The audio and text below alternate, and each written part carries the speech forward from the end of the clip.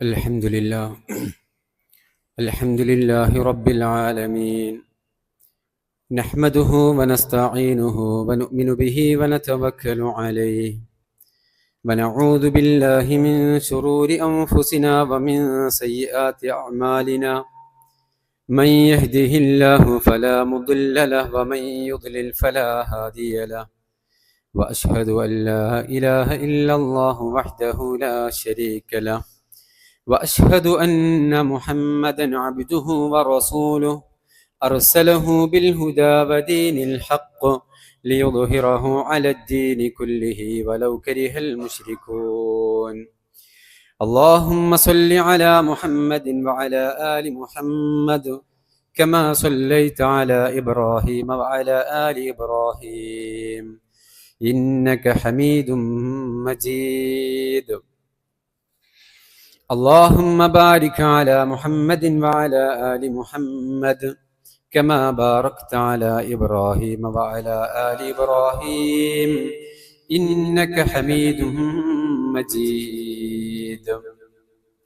أما بعد فإن خير الكلام كلام الله، وخير السنن سنن محمد صلى الله عليه وسلم، وشر الأمور محدثاتها وكل محدثة بدعة وكل بدعة ضلالة وكل ضلالة في النار. أعوذ بالله السميع العليم من الشيطان الرجيم. يا أيها الذين آمنوا اتقوا الله حق تقاته ولا تموتن إلا وأنتم مسلمون. يا أيها الذين آمنوا اتقوا الله وقولوا قولا سديدا يصلح لكم أعمالكم ويغفر لكم ذنوبكم، ومن يطع الله ورسوله فقد فاز فوزا عظيما. بسم الله الرحمن الرحيم. قال اجعلني على خزائن الأرض إني حفيظ عليم. ഏറെ സ്നേഹം നിറഞ്ഞ സത്യവിശ്വാസികളെ, വിശ്വാസികളെ, സൃഷ്ടാവും സംരക്ഷകനുമായ അല്ലാഹു സുബ്ഹാനഹു വ തആലയുടെ വിധിവിലക്കുകളും നിയമനിർദ്ദേശങ്ങളും ജീവിതത്തിന്റെ രഹസ്യവും പരസ്യവുമായ മുഴുവൻ മേഖലകളിലും കാത്തു സൂക്ഷിച്ച് തഖ്വയോടുകൂടെ ജീവിക്കണേ എന്ന് ആമുഖമായി എന്നോടും നിങ്ങൾ ഓരോരുത്തരോടും ഉപദേശിക്കുകയാണ്, വസിയ്യത്ത് ചെയ്യുകയാണ്. അല്ലാഹു സുബ്ഹാനഹു വ തആല നമ്മെ എല്ലാവരെയും അവന്റെ സ്വാലിഹീങ്ങളായ മുത്തഖീങ്ങളായ അടിമകളുടെ കൂട്ടത്തിൽ ഉൾപ്പെടുത്തി അനുഗ്രഹിക്കുമാറാവട്ടെ. സഹോദരങ്ങളെ, നമ്മുടെ രാജ്യം അതിൻ്റെ 79ാം സ്വാതന്ത്ര്യദിനം ആഘോഷിച്ചുകൊണ്ടിരിക്കുകയാണ്. ഈ ഒരു സന്ദർഭത്തിൽ രാജ്യത്തൊട്ടാകെ മതത്തിനതീതമായി, ജാതിക്കതീതമായി, ഭാഷകൾക്കതീതമായി രാജ്യത്തെ സ്നേഹിക്കുന്ന മുഴുവൻ ആളുകളും അതിൻ്റെ സ്വാതന്ത്ര്യ ദിനാഘോഷത്തിൽ പങ്കെടുക്കുകയും അതുമായി ബന്ധപ്പെട്ട വിഷയങ്ങളൊക്കെ ചർച്ചക്കെടുക്കുകയും ഒക്കെ ചെയ്യുന്ന ഒരു സന്ദർഭമാണ്. ആശങ്കയോടുകൂടെ തന്നെ, ഭയപ്പാടോടുകൂടെ തന്നെ പല ആളുകളും ഇത്തരം സന്ദർഭങ്ങളൊക്കെ നോക്കിക്കാണുന്നുണ്ട് എന്ന് നമുക്കറിയാം. പൗരത്വം കൊണ്ട് നമ്മളൊക്കെ ഇന്ത്യരാണെങ്കിലും, ഇന്ത്യൻ വംശജരാണെങ്കിലും,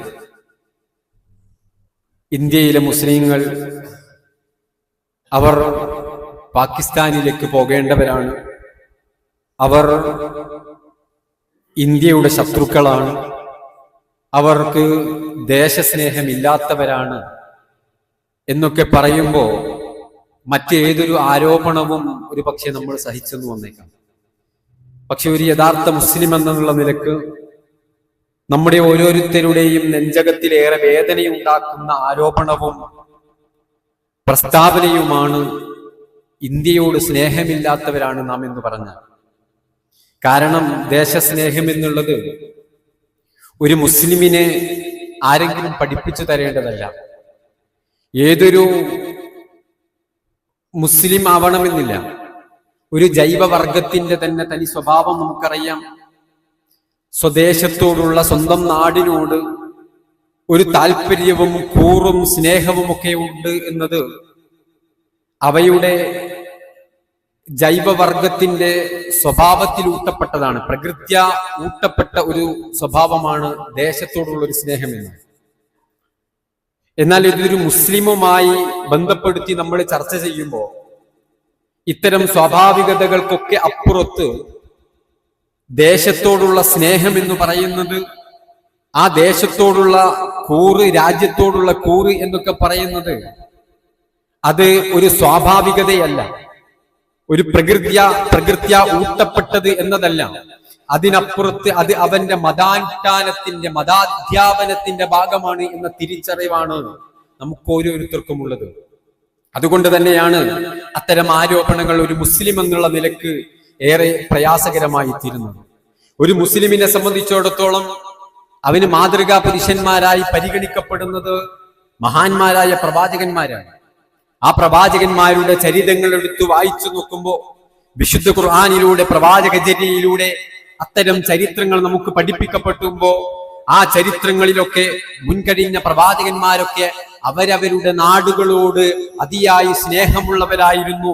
അവരുടെ സ്വദേശം വിട്ട് പുറത്തു പോവുക, അവരുടെ സ്വദേശത്ത് നിന്ന് നാട് വിട്ടു പോവുക എന്നതൊക്കെ തീർത്താൽ തീരാത്ത ദുഃഖവും പ്രയാസകരവും ഏൽക്കുന്ന ഒരു വിഷയമായിരുന്നു എന്ന് അവരുടെ ജീവിതത്തെക്കുറിച്ച് പറയുന്നിടത്ത് വിശുദ്ധ ഖുർആനും അതുപോലെ തന്നെ മുഹമ്മദ് മുസ്തഫ സല്ലല്ലാഹു അലൈഹി വസല്ലമയുടെ ചരിത്രത്തിലൂടെയൊക്കെ നമുക്ക് കാണാൻ കഴിയും.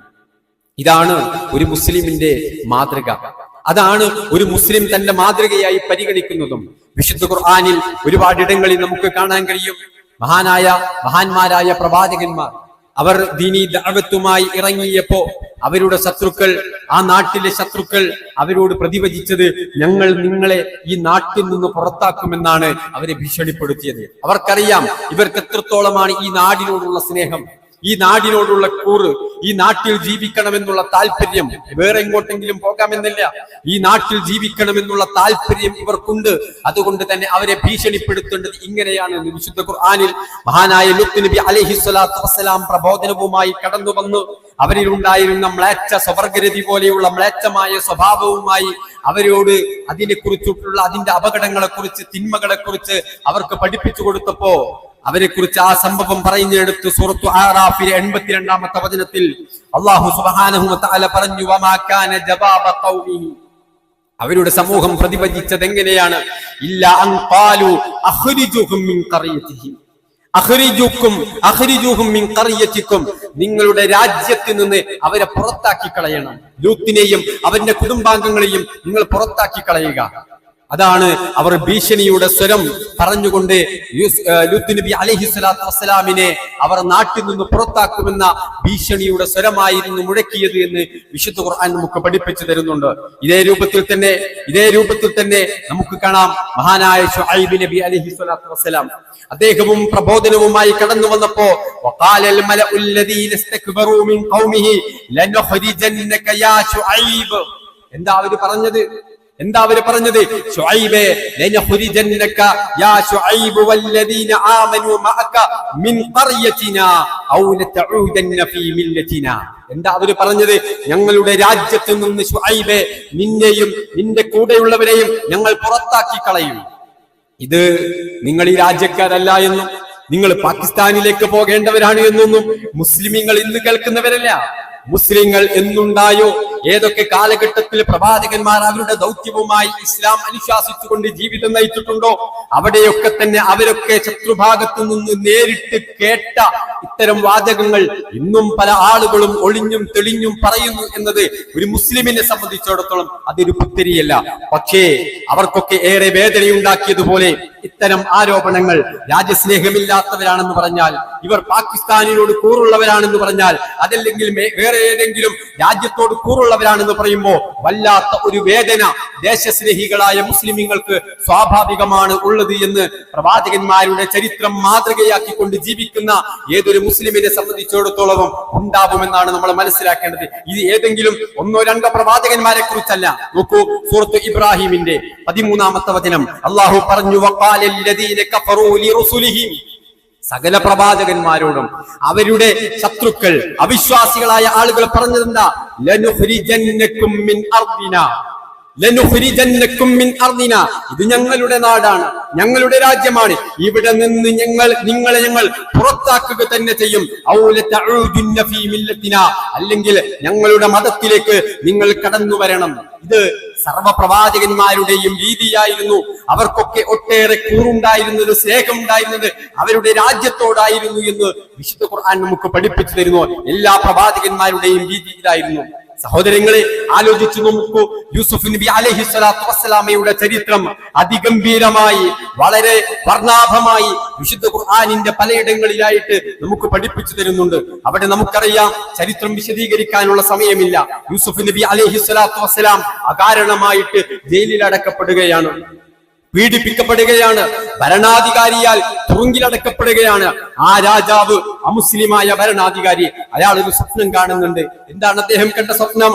കുറെ 7 മെലിഞ്ഞ പശുക്കൾ 7 തടിച്ച പശുക്കളെ ഭക്ഷിക്കുന്നു. ഇതിന്റെ വ്യാഖ്യാനം എന്ത് എന്ന് കൊട്ടാരത്തിലെ പണ്ഡിതന്മാരുമായി ചർച്ച ചെയ്തപ്പോ ജയിലിൽ ഒരു യൂസുഫ് ഉണ്ട്. യൂസുഫിന് സ്വപ്ന വ്യാഖ്യാനം അറിയാം, കൊണ്ടുവരാൻ പറയുന്നു. യൂസുഫ് അലൈഹിസ്സലാത്തു വസ്സലാമയോട് ചോദിച്ചപ്പോ പറഞ്ഞു, ഇതാ 7 വർഷം നല്ല ക്ഷേമകാലമായിരിക്കും ഈജിപ്തിനുണ്ടാവുന്നത്. ശേഷം വളരെയധികം ക്ഷാമമുള്ള പ്രയാസകരമായ പട്ടിണിയും പരിവട്ടവുമായ ഒരു കാലം നമ്മുടെ രാജ്യത്തിന് വരാനുണ്ട് രാജാവേ എന്ന് യൂസുഫ് നബി അലൈഹിസ്സലാത്തു വസ്സലാം പ്രതിവദിക്കുന്നു. എന്തുണ്ട് പരിഹാരം എന്ന് ആരാഞ്ഞപ്പോ യൂസുഫ് നബി അലൈഹിസ്സലാത്തു വസ്സലാം ആലോചിക്കണം, അമുസ്ലിമായ ഭരണാധികാരിയാണ്, അകാരണമായി തന്നെ തുറുങ്കിലടച്ചിട്ടുണ്ട്, തന്നെ പ്രയാസപ്പെടുത്തിയിട്ടുണ്ട്.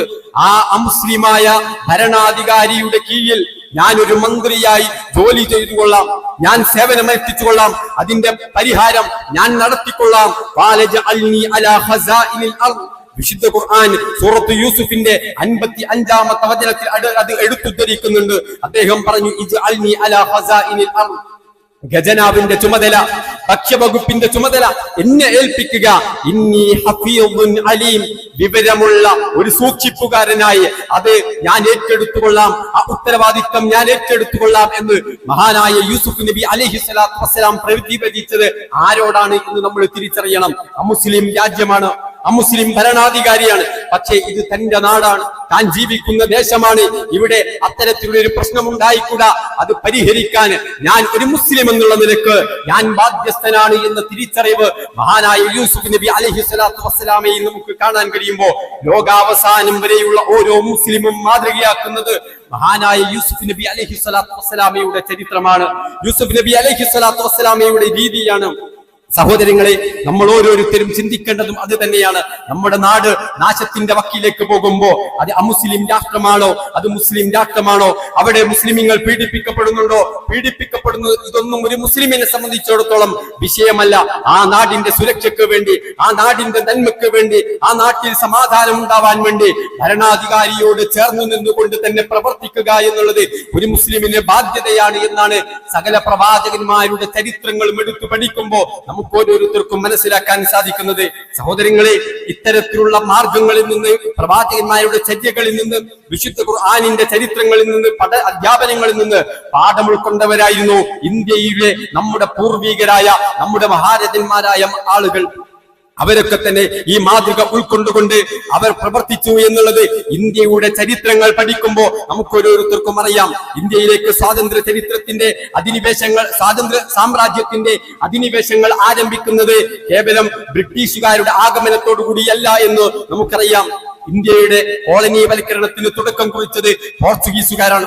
1498 കോഴിക്കോട് കാപ്പാട് കടപ്പുറത്ത് കപ്പലടങ്ങിയ പോർച്ചുഗീസുകാർ, വാസ്കോ ഡ ഗാമയുടെ കപ്പലിറക്കം, അതാണ് കൊളോണിയലിസത്തിന്റെ, അതല്ലെങ്കിൽ ഈ തരത്തിലുള്ള ഒരു ഒരു തരത്തിലുള്ള കോളനിവൽക്കരണത്തിന് ഇന്ത്യയിൽ തുടക്കം കുറിച്ചത് എന്ന് നമുക്കറിയാം. ഒന്നാം സ്വാതന്ത്ര്യ സമരത്തിനൊക്കെ വർഷങ്ങൾക്ക് മുമ്പ്, പതിറ്റാണ്ടുകൾക്ക് മുമ്പ്, നൂറ്റാണ്ടുകൾക്ക് മുമ്പ് ഈ കേരളത്തിലേക്ക് പോർച്ചുഗീസുകാർ കടന്നു വന്നിട്ടുണ്ട്, പ്രയാസങ്ങൾ സൃഷ്ടിച്ചിട്ടുണ്ട്, അധിനിവേശ സാമ്രാജ്യത്വ ശക്തികൾ കടന്നു വന്നിട്ടുണ്ട്.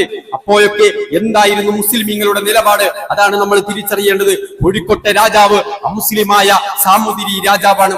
സാമൂതിരി രാജാവുമായി കച്ചവടത്തിന്റെ കരാർ ഒപ്പിടാൻ വേണ്ടി കപ്പൽ കയറി വന്ന വാസ്കോ ഡ ഗാമയും പോർച്ചുഗീസുകാർ കടന്നു വന്ന് കച്ചവട കരാറുകൾ ഒപ്പിടാൻ തയ്യാറായപ്പോ സാമൂതിരിയുടെ സമീപത്തേക്ക് കടന്നു വന്നത് കോഴിക്കോട്ടെ മുസ്ലിം വർത്തക പ്രമാണിമാരായിരുന്നു, കച്ചവട പ്രമാണിമാരായിരുന്നു. അവര് പറഞ്ഞു, ഇവർ നേരത്തെ നിങ്ങൾ കണ്ട അറബികളെ പോലെ കച്ചവടത്തിന് വന്നവരല്ല, ഇവർ സാമ്രാജ്യ ശക്തികളാണ്.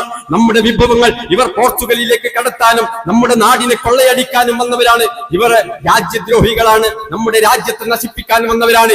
ഇത് അരുതാത്തതാണ്, ഇത്തരം ഏർപ്പാടുകൾ താങ്കൾ ചെയ്യരുത് എന്ന് സാമൂതിരി രാജാവിനെ അന്ന് ഉപദേശിച്ചത് മുസ്ലിമീങ്ങളായിരുന്നു. അതെ, ഇത് എന്നും മുസ്ലിങ്ങൾക്ക് തന്നെ നാടിനോടുള്ള കൂറുണ്ടായിരുന്നു. തീർന്നില്ല.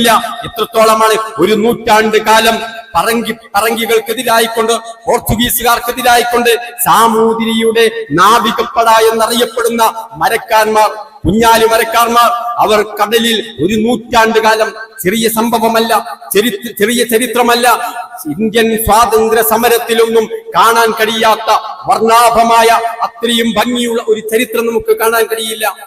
ഭീകരമായ ഒരു നൂറ്റാണ്ട് കാലം പറങ്കികളോട് പോരാടിക്കൊണ്ട് കടലിൽ ഒരു നൂറ്റാണ്ട് കാലം സാമൂതിരിയുടെ നാവികപ്പട. ആലോചിച്ചു നോക്കൂ, അമുസ്ലിമായ സാമൂതിരി രാജാവ്, മുസ്ലിമീങ്ങളാണ് യുദ്ധം ചെയ്യുന്നത്, ഞങ്ങൾ തയ്യാറാണ്, ഈ നാടിനെ ഒറ്റുകൊടുക്കുന്ന, ഈ നാടിനെ പ്രയാസപ്പെടുത്തുന്ന വൈദേശിക ശക്തികൾക്കെതിരെ പോരാടാൻ ഞങ്ങൾ തയ്യാറാണെന്ന് പറഞ്ഞത് ഇവിടുത്തെ മുസ്ലിമീങ്ങളാണ്.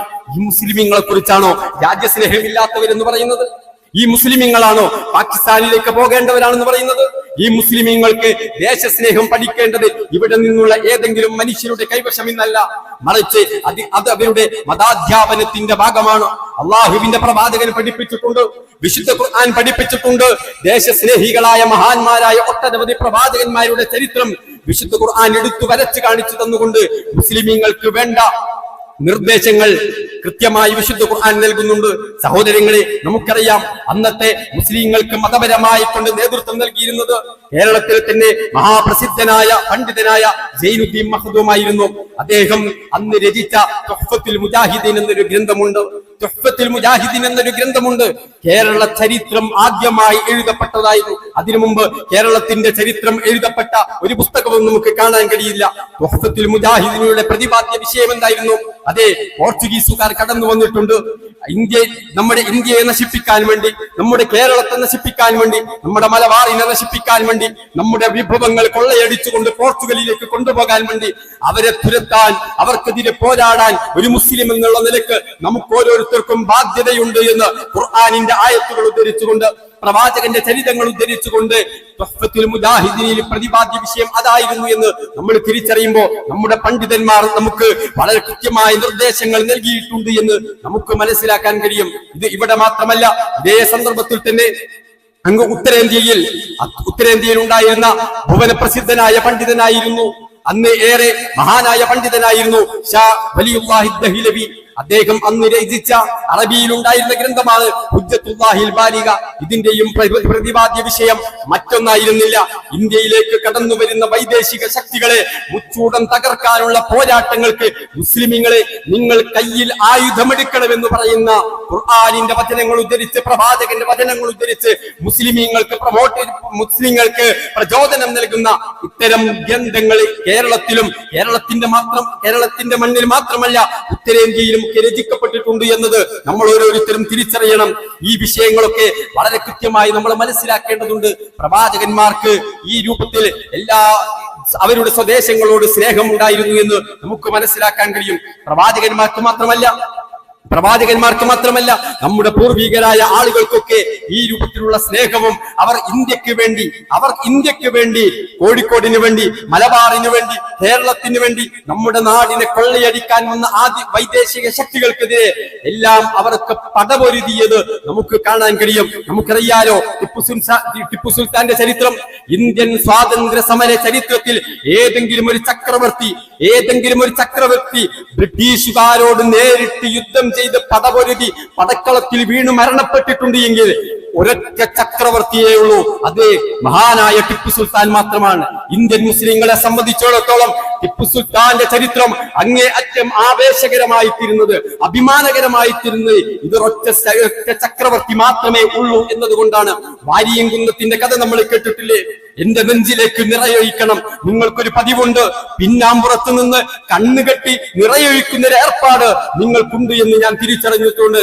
എന്നാൽ ഇവിടെ നിന്ന് എന്റെ കണ്ണ് കെട്ടാതെ എന്റെ നെഞ്ചിലേക്ക് എന്റെ മുഖത്ത് നോക്കി വെടിയുതിർക്കാൻ നിങ്ങൾ സന്മനസ് കാണിക്കണമെന്ന് പറഞ്ഞ് ഈ രാജ്യത്തിന് വേണ്ടി പോരാടി മരണപ്പെട്ട വാരിയംകുന്നത്ത് കുഞ്ഞഹമ്മദ് ഹാജിയെ നമുക്കറിയാം. ഇങ്ങനെ എത്രയെത്ര ചരിത്രങ്ങൾ. മിസ്റ്റർ ജോർജ് എന്ന് വിളിച്ചുകൊണ്ട് കൊട്ടാരത്തിന്റെ ചുമരുകളെ കിടുകിടാ ഉറപ്പിച്ചുകൊണ്ട് സംസാരിച്ച, ഇന്ത്യക്ക് സ്വാതന്ത്ര്യം തരണമെന്ന് സംസാരിച്ച മൗലാന മുഹമ്മദ് അലി ജൗഹർ, ഷൗക്കത്ത് അലി ജൗഹർ, അലി സഹോദരന്മാർ, എത്രയെത്ര പണ്ഡിതന്മാരെ, എത്രയെത്ര മഹാജനന്മാരെ, മുസ്ലിമീങ്ങളെ സ്വാതന്ത്ര്യ സമരത്തിന്റെ മുന്നണിയിൽ സഹോദരങ്ങളെ നമുക്ക് കാണാൻ കഴിയും. ഇതിങ്ങ് കേരളത്തിലേക്ക് വന്നാലും നമുക്കറിയാമല്ലോ എത്രയെത്ര പണ്ഡിതന്മാരുണ്ട്. KM മൗലവിയും KM സീതി സാഹിബും മഹാനായ മുഹമ്മദ് അബ്ദുറഹ്മാൻ സാഹിബും ഈ മൊയ്ദ് മൗലവിയും കട്ടിലശ്ശേരി മുഹമ്മദ് മൗലവിയും, ഇങ്ങനെ എത്രയെത്ര പണ്ഡിതന്മാർ, എത്രയെത്ര മഹാരഥന്മാർ ഈ സ്വാതന്ത്ര്യ സമരത്തിന്റെ തോളോട് ചോള ചേർന്ന് മതത്തിന്റെ വേലിക്കെട്ടുകളില്ലാതെ, വർഗത്തിന്റെ ജാതിയുടെ വേലിക്കെട്ടുകളില്ലാതെ എല്ലാവരും തോളോട് തോൾ ചേർന്ന് പ്രവർത്തിച്ചത് നമുക്കവിടെ കാണാൻ കഴിയും. സഹോദരങ്ങളെ, ഈ ദേശസ്നേഹം ഇത് ഊട്ടി ഉറപ്പിക്കുക എന്നുള്ളതാണ് ഒരു മുസ്ലിമിന്റെ ബാധ്യത. ദേശത്തോട് കൂറുണ്ടാവുക എന്നുള്ളത് ഒരു മുസ്ലിമിന്റെ ബാധ്യതയാണ്. ആ മുസ്ലിമിന്റെ ബാധ്യത ഇത് വേറെ ആരെങ്കിലും നമ്മെ പഠിപ്പിക്കേണ്ടതല്ല, വേറെ ആരുടെങ്കിലും സർട്ടിഫിക്കറ്റ് കിട്ടാൻ വേണ്ടിയിട്ടല്ല. ഒരു മുസ്ലിം ഞാനൊരു ഇന്ത്യനാണെന്നും ഞാനൊരു അഭിമാനകരമായി ഒരു മുസ്ലിമായ ഇന്ത്യനാണ് എന്ന് പറയുന്നത്, മറിച്ച് ഇത് ഒരു മുസ്ലിമിന്റെ അനിവാര്യമായ ബാധ്യതയാണെന്നും പ്രവാചകന്മാരുടെ മാതൃകയാണെന്നുമാണ് ഇസ്ലാം പഠിപ്പിക്കുന്നത്. ഇത് മറ്റാരും നമ്മെ പഠിപ്പിക്കേണ്ടതല്ല എന്നൊരു ബോധ്യവും മുസ്ലിമീങ്ങളായ നമുക്കുണ്ടാവേണ്ടതുണ്ട്. ആ ഇജ്ജത്തോടുകൂടെ ഈ നൽകപ്പെട്ട സ്വാതന്ത്ര്യം അനുഭവിച്ചുകൊണ്ട് അള്ളാഹുവിന്റെ അനുഗ്രഹത്താൽ ജീവിക്കാനാണ് നമ്മൾ ഓരോരുത്തരും തയ്യാറാവേണ്ടത്. അള്ളാഹു സുബ്ഹാനഹു വ തആല അനുഗ്രഹിക്കുമാറാവട്ടെ.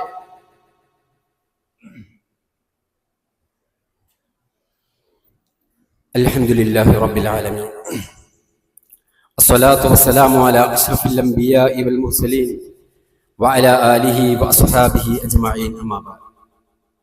അള്ളാഹുവിനെ സൂക്ഷിച്ചുകൊണ്ട് ജീവിക്കണേ എന്ന് ഒരിക്കൽ കൂടെ എല്ലാവരെയും ഓർമ്മപ്പെടുത്തുകയാണ്. സഹോദരങ്ങളെ, ദേശസ്നേഹം, ദേശത്തോടുള്ള കൂറ് ഒരുപാട് പ്രവാചകന്മാരുടെ ചരിതങ്ങളിലൂടെ ഖുർആനും പ്രവാചക ചര്യയും നമ്മെ പഠിപ്പിച്ചു തരുമ്പോൾ മഹാനായ അഷ്റഫുൽ ഖൽഖ് മുഹമ്മദ് മുസ്തഫ സല്ലല്ലാഹു അലൈഹി വസല്ലം, റസൂലുള്ളാഹി സല്ലല്ലാഹു അലൈഹി വസല്ലം കടന്നു വന്നത് അമുസ്ലിം രാജ്യത്തേക്കാണ്. അമുസ്ലിങ്ങൾക്കിടയിലാണ് റസൂലുള്ളാഹി സ്വല്ലല്ലാഹു അലൈഹി വസല്ലമ ജീവിച്ചത്. പക്ഷേ എന്നിട്ടും മുഹമ്മദ് നബി സ്വല്ലല്ലാഹു അലൈഹി വസല്ലം ആ രാജ്യത്തെയും ആ ജനവിഭാഗത്തെയും ഒക്കെ അതിയായി സ്നേഹിച്ചതായിട്ട് നമുക്കൊരോരുത്തർക്കും കാണാൻ കഴിയും. അതുകൊണ്ട് തന്നെയാണ് അതിയായ പ്രയാസങ്ങൾ ഏറ്റുവാങ്ങിയിട്ടും അക്രമങ്ങളും പീഡനങ്ങളും ഏറ്റുവാങ്ങിയിട്ടും ക്ഷമയോടെ സഹിഷ്ണുതയോടെ നീണ്ട 13 വർഷക്കാലം റസൂലുള്ളാഹി സ്വല്ലല്ലാഹു അലൈഹി വസല്ലം മക്കയിൽ തന്നെ കഴിച്ചു കൂട്ടിയത് മക്കയോടുള്ള സ്നേഹമായിരുന്നു. ഒടുവിൽ ഗത്യന്തരമില്ലാതെ ശത്രുക്കളെ പുറത്താക്കിയപ്പോ അള്ളാഹുവിന്റെ റസൂൽ സല്ലല്ലാഹു അലൈഹി വസല്ലം മക്കയിൽ നിന്ന് പലായനം ചെയ്യാൻ തയ്യാറായ ചരിത്രം നമുക്കറിയാം. മദീനയുടെ ബോർഡറിലേക്ക് എത്തി. അതിന്റെ ആ ബോർഡർ പ്രദേശത്തേക്ക് എത്തിയപ്പോ റസൂലുള്ളാഹി സ്വല്ലല്ലാഹു അലൈഹി വസല്ലം ഇരു രാജ്യത്തിന്റെയും അതിർത്തി പ്രദേശത്ത് എത്തിയപ്പോ നബി സ്വല്ലല്ലാഹു അലൈഹി വസല്ലം പറഞ്ഞ വർത്തമാനം ചരിത്രത്തിൽ കുറിക്കപ്പെട്ടിട്ടുണ്ട്. എന്താ റസൂലുള്ളാഹി സ്വല്ലല്ലാഹു അലൈഹി വസല്ലം പറഞ്ഞത്? ആ അതിർത്തി പ്രദേശത്ത് നിന്ന് മക്കയുടെ ഭാഗത്തേക്ക് തിരിഞ്ഞു നിന്ന് വളരെ വ്യസനത്തോടുകൂടെ ഉറങ്ങുന്ന ഹൃദയവേദനയോടുകൂടെ അള്ളാഹുവിന്റെ റസൂൽ സ്വല്ലല്ലാഹു അലൈഹി വസല്ലം പറഞ്ഞു, മാ അത്യബികി മിൻ ബലദിൻ വഅഹബ്ബകി ഇലയ്യ, മക്ക നീ എത്ര സുന്ദരമായ നാടാണ്. വഅഹബ്ബകി ഇലയ്യ, എനിക്കെത്ര പ്രിയപ്പെട്ട നാടാണ് മക്ക. വലൗലാ അന്ന ഖൗമി അഖ്റജൂനി മിൻകി, നിന്റെ ജനതയെങ്ങാനും ഈ മക്കയിൽ നിന്ന് എന്നെ പുറത്താക്കിയില്ലായിരുന്നെങ്കിൽ മാ സകൻതു ഗൈറകി, നീയല്ലാത്ത ഒരു രാഷ്ട്രം, നീ അല്ലാത്ത ഒരു ദേശം തലചായ്ക്കാൻ ഞാൻ തിരഞ്ഞെടുക്കില്ലായിരുന്നു മക്ക എന്ന് അങ്ങേയറ്റത്തെ ദുഃഖത്തോടെ വ്യസനത്തോടുകൂടെ മദീനയുടെയും മക്കയുടെയും അതിർത്തി പ്രദേശത്ത് നിന്ന് മക്കയുടെ ഭാഗത്തേക്ക് തിരിഞ്ഞു നിന്ന് നമ്മുടെ മഹാനായ അഷ്റഫുൽ ഖൽഖ് മുഹമ്മദ് മുസ്തഫ സല്ലല്ലാഹു അലൈഹി വസല്ലമ പ്രതിഭജിച്ചിട്ടുണ്ട് എങ്കിൽ ആ റസൂലുള്ളാഹി സല്ലല്ലാഹു അലൈഹി വസല്ലമക്ക് തന്റെ ജന്മനാടിനോടുള്ള കൂറും സ്നേഹവും എത്രയായിരുന്നു എന്നാണ് നമുക്ക് പഠിപ്പിച്ചു തരുന്നത്. നബി സല്ലല്ലാഹു അലൈഹി വസല്ലമ അങ്ങ് മദീനയിലെത്തിയിട്ട് നടത്തിയ ഒരു പ്രാർത്ഥന ചരിത്രത്തിൽ ഹദീസിന്റെ ഗ്രന്ഥങ്ങളിൽ നമുക്ക് കാണാം. വല്ലാഹി വല്ലാഹി അല്ലാഹുവേ അല്ലാഹുമ്മ ഹബ്ബിബ് ഇലൈനൽ മദീന കമാ ഹബ്ബബ്തുൽ മക്ക, അല്ലാഹുവേ എനിക്ക് മക്ക എത്ര പ്രിയപ്പെട്ടതായിരുന്നു അത്രത്തോളം പ്രിയപ്പെട്ടതാക്കണേ ഈ മദീന എന്ന് റസൂലുള്ളാഹി സ്വല്ലല്ലാഹു അലൈഹി വസല്ലമ പ്രാർത്ഥിക്കുകയാണ്. സഹോദരങ്ങളെ, ഇതാണ് നമ്മുടെ സ്നേഹം. നമ്മുടെ പ്രിയപ്പെട്ട ഈ ഇന്ത്യയിൽ നമ്മൾ ജീവിക്കുമ്പോഴും ഈ മാതൃകകൾ ഉൾക്കൊണ്ടുകൊണ്ട് നമ്മുടെ നേതാവായ റസൂലുള്ളാഹി സ്വല്ലല്ലാഹു അലൈഹി വസല്ലമയുടെ മാതൃക ഉൾക്കൊണ്ടുകൊണ്ട് പൂർവ്വ പ്രവാചകന്മാരുടെ ചരിത്രങ്ങളിൽ നിന്നും അധ്യാപനങ്ങളിൽ നിന്നുമുള്ള മാതൃക ഉൾക്കൊണ്ടുകൊണ്ട് നമ്മുടെ ദേശത്ത് നമ്മൾ ജീവിക്കുമ്പോൾ നമ്മൾ ശ്രദ്ധിക്കണം. പല തരത്തിലുള്ള പ്രശ്നങ്ങൾ ഉണ്ടാക്കുന്ന ആളുകൾ നമ്മുടെ കൂട്ടത്തിലേക്ക് വന്നേക്കാം. പല പ്രശ്നങ്ങളും ഉയർത്തിപ്പിടിച്ചുകൊണ്ട് വിധ്വംസക പ്രവർത്തനത്തിന്റെ വർഗീയവാദത്തിന്റെ പിറകിലേക്ക് നിങ്ങൾ കടന്നു വരണമെന്ന് ഉദ്ഘോഷിക്കുന്ന പാതിരാ പ്രഭാഷണങ്ങൾ നടത്തുന്ന ആളുകളെ നമ്മൾ കണ്ടേക്കാം. പക്ഷേ നമ്മുടെ നാട്ടിലെ സമാധാനം എന്നും കളിയാടേണ്ടതുണ്ട്. നമ്മുടെ നാട്ടിൽ എന്നും സന്തോഷം ഉണ്ടാവേണ്ടതുണ്ട്. സമാധാനത്തോടെ സ്വാതന്ത്ര്യത്തോടെ ഈ നാട്ടിൽ നമുക്ക് എന്നും അള്ളാഹുവിനെ ഇബാദത്ത് ചെയ്തുകൊണ്ട് ജീവിക്കേണ്ടതുണ്ട്. അതിന് പ്രയാസകരമാകുന്ന ഒരു പ്രവർത്തനത്തിലേക്കും നമ്മൾ എത്തിപ്പെടാതിരിക്കാൻ പ്രവാചകന്മാരുടെ മാതൃക പിൻപറ്റിക്കൊണ്ട് അള്ളാഹുവിന്റെ വിശുദ്ധ ഖുർആനിന്റെ വചനങ്ങൾ ഉൾക്കൊണ്ടുകൊണ്ട് നമ്മൾ ആ മാർഗത്തിലാണ് സഞ്ചരിക്കേണ്ടത് എന്നാണ് ഈ സ്വാതന്ത്ര്യ ദിനത്തിന്റെ സന്ദേശമായിക്കൊണ്ട് ഇന്നത്തെ ഖുതുബയിലൂടെ എന്റെ പ്രിയപ്പെട്ട ഓരോ സഹോദരങ്ങളെയും എനിക്ക് ഓർമ്മപ്പെടുത്താനുള്ളത്. ഇത് നേരത്തെ സൂചിപ്പിച്ചതുപോലെ തന്നെ ഇത് ആരും നമ്മെ പഠിപ്പിക്കേണ്ടതല്ല. രാജ്യസ്നേഹം നമ്മെ ആരും പഠിപ്പിക്കേണ്ടതല്ല. നമ്മുടെ രാജ്യസ്നേഹത്തെ അളന്നു നോക്കാനുള്ള അളവുകോലുമായി ഒരാളും നമ്മുടെ മുമ്പിലേക്ക് കടന്നു വരേണ്ടതുമില്ല. ഇതൊരു മുസ്ലിമിന്റെ അനിവാര്യ ബാധ്യതയാണ് എന്നാണ് പ്രവാചകൻ പഠിപ്പിക്കുന്നത്. മുൻ പ്രവാചകന്മാർ പഠിപ്പിക്കുന്നത്, വിശുദ്ധ ഖുർആൻ പഠിപ്പിക്കുന്നത്, ഈ ഇന്ത്യക്ക് വേണ്ടി ജീവൻ കൊടുത്ത് ചോര കൊടുത്ത് ഇവിടെ നിന്ന് യാത്ര പറഞ്ഞു പോയ പൂർവികരായ നമ്മുടെ മഹാരഥന്മാരായ നമ്മുടെ നേതാക്കന്മാർ പഠിപ്പിക്കുന്നത് അവരുടെ പേരമക്കളാണ് നാം. അവർ നേടിത്തന്ന ഈ സ്വാതന്ത്ര്യം കണ്ണിലെ കൃഷ്ണമണി പോലെ കാത്തു സൂക്ഷിക്കാൻ സഹോദരങ്ങളെ നമുക്ക് ബാധ്യതയുണ്ട് എന്ന് തിരിച്ചറിവോടുകൂടെ അതിനുവേണ്ടി പരിശ്രമിക്കാൻ നമ്മൾ ഓരോരുത്തരും ജീവിതത്തിൽ ജാഗരൂകരായിരിക്കണമെന്ന് ഓർമ്മപ്പെടുത്തുകയാണ്. അല്ലാഹു സുബ്ഹാനഹു വ തആല അനുഗ്രഹിക്കുമാറാവട്ടെ.